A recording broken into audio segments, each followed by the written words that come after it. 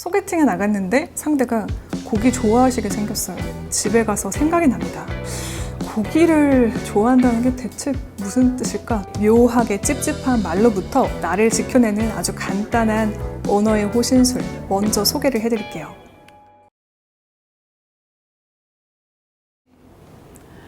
안녕하세요. 저는 42만 유튜브 히렌 채널을 운영하는 히렌최, 그리고 최근에 할 말은 합니다라는 책을 쓴 저자입니다. 오늘은 여러분들께 어려운 말을 센스 있게 하는 방법들에 대해서 소개를 해드리려고 해요. 말에 대해서 이야기하기 전에 대체 이 사람이 누군지 궁금하신 분들을 위해 제 소개를 간략하게 하겠습니다.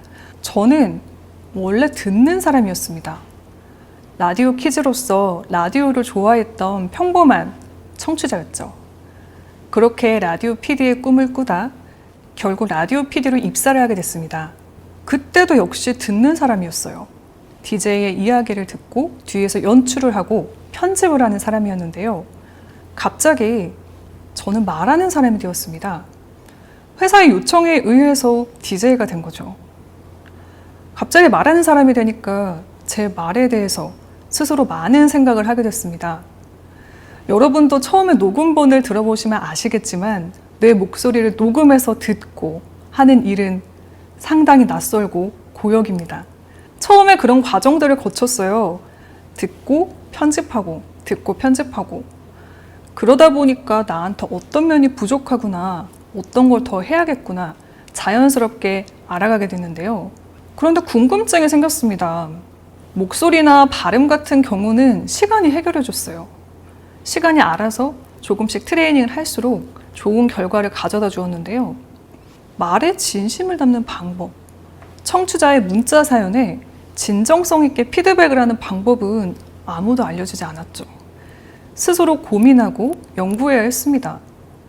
게다가 업무를 하면서 생기는 다양한 마찰, 그걸 제대로 풀어가는 언어에 대해서는 아무도 알려주지 않았어요. 선배들께 조언을 구하고 나에 맞춰서 이를 적용하고 풀어나가야 했죠. 그렇게 말에 대한 고민이 시작되었습니다.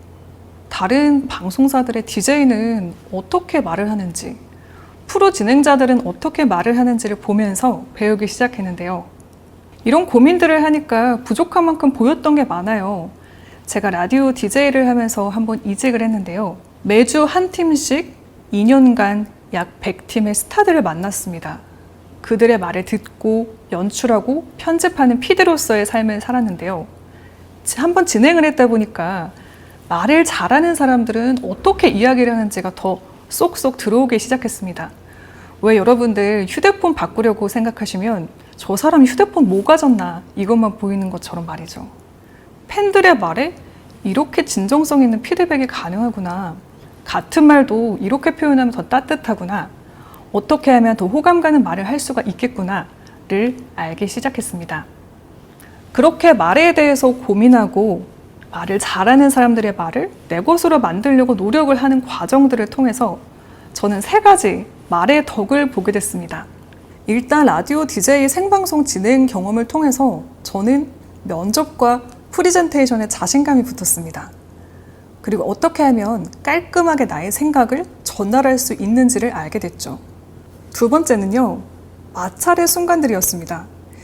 일을 하다 보면 부딪히는 경우들이 많아요. 어려운 말도 해야 되고 내가 회사의 입장을 대변해야 되는 순간들도 있습니다. 그런 순간 어떻게 하면 관계를 망치지 않으면서 말을 통해서 풀 수 있는지에 대해서 알기 시작했어요. 3번째, 제가 운영하고 있는 유튜브 히렌 채널입니다. 히렌 채널의 주요 컨텐츠는 커뮤니케이션과 인간관계인데요. 제가 일을 통해서 배웠던 다양한 노하우들을 전해드리는 채널이 어느덧 42만 구독자를 달리고 있습니다. 그리고 이 히렌 채널을 통해서 최근 출간한 책, 여러분께 지금 소개를 해드리는 할 말은 합니다가 제 대표적인 말의 덕이 되겠죠. 제가 말에 대한 이야기를 하기 전에 잘 알려진 명언을 하나 소개해드릴게요. 루트비 비트겐슈타인은 이런 이야기를 했습니다. 내 언어의 한계는 내 세계의 한계이다. 여러분이 하고 싶은 말을 하지 못해서 답답한 순간들, 이 무력감을 말로써 풀 수 있는 다양한 방법들을 소개를 해드릴 건데요. 여러분의 언어의 한계를 깨고 지금부터 저와 함께 어려운 말을 쉽게 하는 방법들에 대해서 하나씩 들어가 보시죠. 일단 가장 어려운 말은 뭘까요? 아마 내가 하기 어려운 남에게 싫은 소리를 하는 말일 겁니다. 싫은 소리 할 때 제일 큰 걱정이 이거죠. 내가 이 말을 했다가 관계를 망치면 어떡하지? 저 사람이 날 미워하면 어떡하지? 그래서 특히 어려운 말은 입을 떼기가 쉽지가 않은데요. 그 중에 하나가 또 이겁니다. 상대가 나에게 묘하게 찝찝한 말을 했어요. 그리고 조금 무례하게 느껴지는 말을 했습니다. 웃고 넘어갔어요. 그런데 어느 순간부터 이게 굉장히 억울한 거예요. 자기 전에 생각이 나고 왜 그때 그 말을 못했을까 스스로 자책하는 순간들이 생깁니다. 그렇게 묘하게 찝찝한 말로부터 나를 지켜내는 아주 간단한 언어의 호신술, 말 기술들에 대해서 지금부터 먼저 소개를 해드릴게요. 저는 이걸 물음표 사용법이라고 말씀드리고 싶습니다. 여러분이 가지고 있는 이 퀘스천 마크, 물음표만 잘 활용을 하셔도요, 무례한 말을 짚고 넘어가고 오해를 푸실 수 있습니다. 이 물음표의 사용법은 제가 총 3가지를 추천을 드리고 싶어요. 먼저 첫 번째입니다. 상대방이 애매하게 무례한 말, 묘하게 찝찝한 말을 했을 때 우리는 이런 고민이 듭니다. 이거 내가 괜히 말 꺼냈다가 소심하고 되게 작은 사람처럼 보이면 어떡하지? 예민한 사람처럼 보이면 어떡하지? 그래서 첫 번째 방법은 이럴 때 활용하시는 거예요. 상대의 진위를 되묻기. 이런 말을 들은 여러분은 어떤 생각이 드시나요? 소개팅에 나갔는데 상대가 고기 좋아하시게 생겼어요. 많은 머릿속에 물음표가 생기겠죠?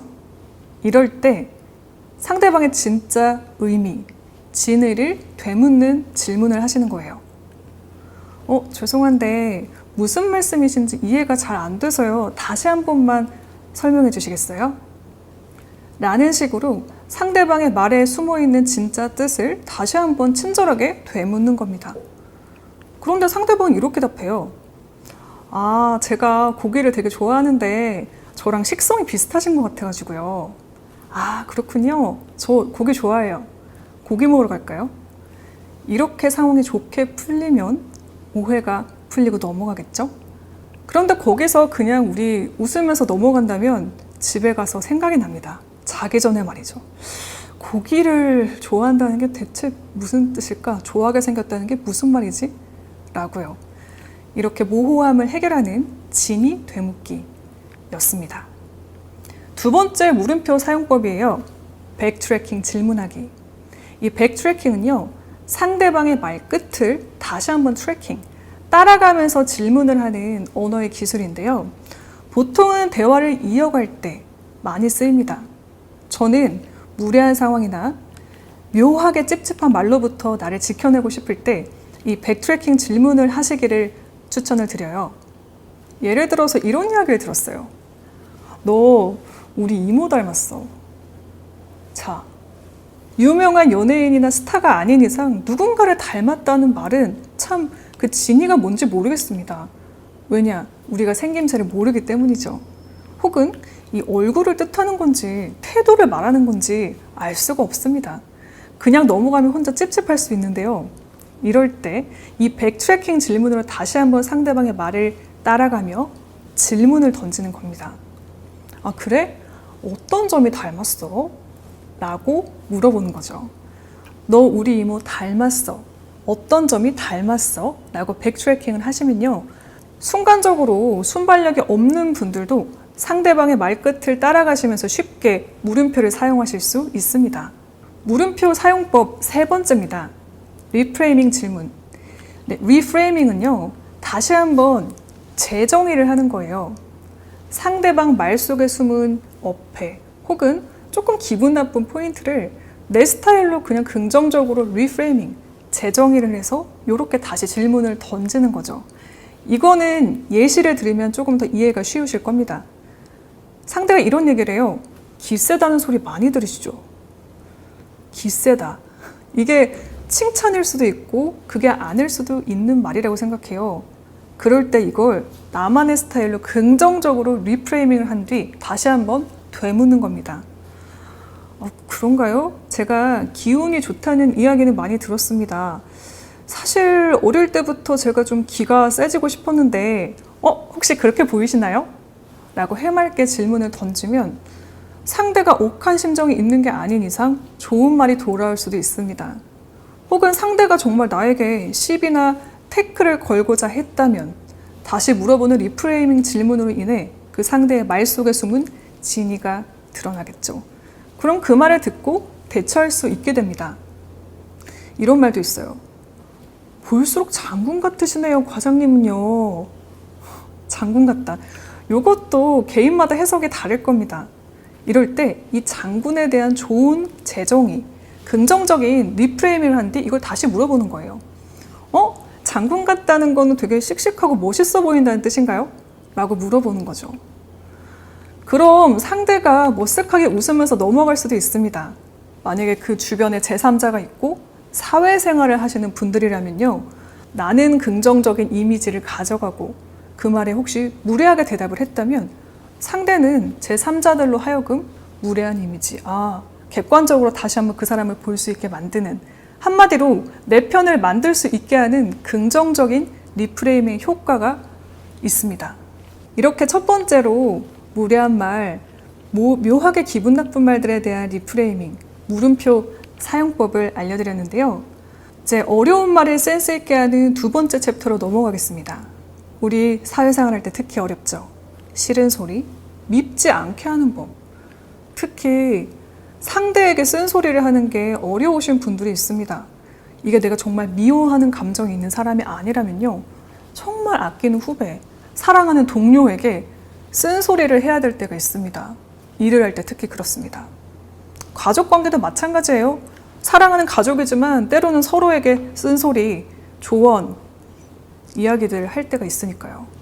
자, 이렇게 쓴소리를 해야만 하는 상황, 이걸 달게 하는 방법에 대해서 지금부터 안내해 드리겠습니다. 우리가 보통 사회생활을 하기 시작하고 어른이 되면 밥벌이를 하죠. 저는 이 밥벌이에 3요소가 있다고 생각합니다. 피땀 눈물. 네, 노래 제목처럼 우리의 밥벌이에는 피와 땀과 눈물이 들어갑니다. 피할 수도 없고 땀이 나도 눈물을 흘리며 말해야 하는 그런 상황처럼 말이죠. 이럴 때 저는요, 3단계를 추천을 드립니다. 긍정, 부정, 긍정으로 상대에게 쓴소리를 하시면요, 이게 훨씬 달게 들립니다. 어떻게 하는 건지 지금부터 하나씩 설명드릴게요. 긍정의 말부터 시작해야 되는 이유는 이 초두 효과 때문입니다. 초두 효과는요, 먼저 제시된 정보가 나중 정보보다 더 강한 영향력을 발휘하는 현상을 말하는데요. 같은 이야기를 들어도 왜 아다르고 어다르다고 하잖아요. 먼저 내가 긍정적인 말을 건넸을 때 이후에 부정적인 이야기를 해도 상대는 전체적인 인상을 좋게 가질 수 있는 확률을 초두 효과로 높이실 수 있습니다. 먼저 긍정의 말을 할 때는요, 상대의 입장을 긍정하시는 거예요. 그리고 상대가 했던 프로젝트, 내가 부정적인 피드백을 주어야 하는 것에서 장점을 꺼내서 먼저 이걸 제시를 하시는 건데요. 속마음은 비록 이렇습니다. 영상의 완성도가 참 떨어지네. 마무리가 아쉬워. 비록 동료의 영상을 보고 이런 생각이 들었더라도요. 이걸 긍정적으로 입을 떼는 겁니다. 먼저 상대의 입장을 긍정하고 영상 속의 장점들을 제시하며 말을 시작하는 거죠. 이런 식입니다. 제한된 예산으로 단기간 영상을 만들기가 쉽지 않으셨을 텐데 고생 많으셨습니다. 영상의 톤과 이 미술이 따뜻한 느낌을 줘서 기분 좋게 시청했어요. 라고 먼저 긍정의 말부터 꺼내면요, 이런 효과가 있어요. 일단 긍정적인 말을 했기 때문에 상대가 팔짱을 풀고 귀를 열고 내 말을 듣기 시작합니다. 이제 긍정의 말을 했으니까 드디어 본론, 내 부정적인 이야기를 할 차례죠. 이 부정의 표현을 할 때는 특히 주의하셔야 되는 포인트가 있어요. 부정적인 표현일수록 직접적인 단어 대신 이 직접적인 단어를 풀어서 말하시기를 추천을 드립니다. 예를 들어서 속마음은 이래요. 참 완성도가 떨어지네요 라고 말하고 싶어요. 후반 편집이 별론데요. 그런데 떨어진다, 별로다 이런 이야기를 들으면 상대는 앞에 긍정적인 이야기를 다 잊어버립니다. 왜냐? 워딩이 강했기 때문이죠. 부정적인 강한 워딩 대신에요, 이 부정적인 워딩을 풀어서 상황과 함께 설명을 하는 거예요. 다만 영상의 완성도가 다소 아쉬웠습니다. 후반으로 갈수록 초반에 비해서 긴장감이 덜 느껴졌어요. 이렇게 부정적인 표현일수록 직접적인 단어 대신 단호하지 않게 풀어서 말하시기를 추천을 드립니다. 구체적으로 이 사실에 빗대어 이야기를 하면 듣는 사람 입장에서도 그래, 이 사람이 내가 싫어서 이야기를 하는 게 아니라 그냥 피드백을 주는구나, 업무적인 이야기를 하는구나, 혹은 내가 싫은 게 아니라 내 행동에 대해서 개선 포인트를 이야기하는구나, 조금 덜 감정적으로 받아들일 수 있습니다. 자, 이제 마무리를 해야 돼요. 부정적인 이야기를 했으니까 다시 한번 마무리는 긍정으로 하는 거예요. 이 긍정의 말은요, 현실적인 대안을 제시하고 격려를 하는 것으로 마무리를 하시면 좋습니다. 대안이 없는 비판은 상당히 무책임하다고 생각을 해요. 그건 온라인상의 무수한 악플들만 봐도 아실 수 있겠지만 누구나 대안 없는 비난, 비판을 할 수 있죠. 속으로는 비록 이런 생각을 해요. 모르겠어요. 편집 좀 어떻게 해봐야 별로예요. 하여튼 별로예요. 하지만 이렇게 얘기하면 상처만 받고 끝나는 회의가 되겠죠? 이걸 현실적인 대안 제시와 격려를 넣어 긍정적으로 마무리를 해주시는 거죠. 이런 식입니다. 후반부의 편집이 속도감이 지금보다 더 생기면요, 끝까지 몰입감이 생길 듯 합니다. 예산과 시간이 좀 타이트했던 이번 영상에 비해서 추후에 이걸 더 개선하시면 많은 분들께 와닿는 컨텐츠가 될 듯해요. 응원합니다. 라고 격려의 말로 마무리를 하면 이 사람은 내가 싫어서 이야기를 하는 게 아니라 내가 더 잘 되기 위해서 이런 쓴소리를 하는구나 라고 생각을 하는 거죠. 이건 일뿐만 아니라 집에서도 가족에게도 마찬가지입니다. 비록 상대에게 잔소리를 하고 싶고 화가 나서 좀 양말 좀 아무 데나 안 벗어놓으면 안 돼? 양말 좀 바로 여기다 좀 넣어줘 라고 이야기를 하고 싶더라도요, 긍정, 부정, 긍정의 3단계를 거쳐 그래, 요즘 많이 바쁜 거 알아. 너가 그래서 되게 힘들어하는 거 잘 알고 있어. 힘들지? 먼저 상대방의 입장을 이해하고 부정적인 표현은 풀어서 얘기하고 그런데 이 양말은 조금 이렇게 입구부터 널려져 있으니까 보기에 좋지는 않네. 이렇게 들어올 때 바로 집어서 세탁기에 넣어주면 어떨까? 그냥 한 번에 하면 되잖아 라는 대안을 제시하고 마지막으로 물론 바쁜 게 끝나면 지금보다 더 잘할 걸 알고 있어. 조금만 부탁해 라고 이야기를 했을 때와 양말 좀 아무 데나 안 벗어놓으면 안 돼? 라고 이야기하는 것과 받아들이는 사람이 차이가 크겠죠.